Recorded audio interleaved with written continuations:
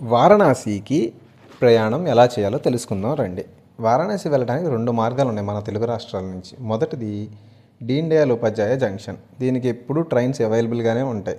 అయితే దీన్ దయాళ్ ఉపాధ్యాయ జంక్షన్తో పాటు ఇంకొక రైల్వే స్టేషన్ ఉంది. ఇది మన వారణాసిలోనే ఉంటుంది. జస్ట్ 2 to 3 కిలోమీటర్స్ దూరంలో ఉంటుంది. ఇదే బెనారస్ రైల్వే స్టేషన్. కానీ దీనికి చాలా తక్కువ ట్రైన్స్ అవైలబిలిటీలో ఉంటాయి. ఎక్కువ మంది దీన్ దయాళ్ ఉపాధ్యాయ జంక్షన్కి రీచ్ అవుతారు. దీన్ దయాళ్ ఉపాధ్యాయ జంక్షన్కి రీచ్ అయిన తర్వాత బయటకు వస్తే మీకు ఆటోస్ అవైలబిలిటీగా ఉంటాయి. పర్ పర్సన్కి 100 రూపీస్ తీసుకుంటారు వాళ్ళు.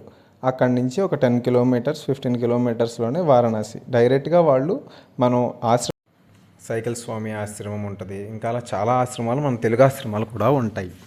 అలాగే అసలు ఇక్కడ మనం చూడాల్సిన ప్లేసెస్ ఏంటి అంటే కాశీ విశ్వనాథ స్వామి ఆలయం, దశాశ్వమేధ ఘాట్, మణికర్ణికా ఘాట్, సారనాథ్, అస్సీ ఘాట్.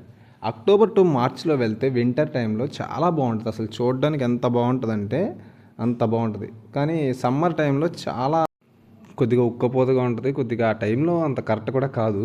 అది విషయం. బడ్జెట్ ప్రకారంగా ఒక ఫ్యామిలీకి 4 మెంబర్స్ అయితే బడ్జెట్ మొత్తంగా 20,000లో అయిపోతుంది.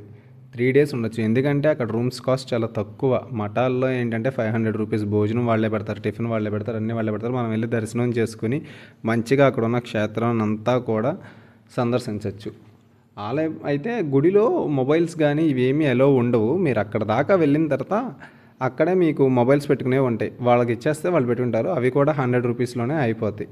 గంగా నదిలో స్నానం చేసేటప్పుడు మాత్రం కొద్దిగా జాగ్రత్తగా ఉండాలి. ఈ బోటింగ్స్ విషయంలో కూడా అంతే. ఎందుకంటే వీళ్ళు హెవీ రేట్స్ చెప్తారు. మీకు చక్కగా క్రూజ్ షిప్స్ మనిషికి 500 రూపీస్లో ది బెస్ట్గా కనపడుతుంది. అంతా కూడా 1 hour వాళ్ళు తిప్పుతారు. లేదంటే అంత లేదు అనుకుంటే 100 రూపీస్ బోట్ ఎక్కించుకుని ఒక 10 minutes చూసి అంతా రావచ్చు.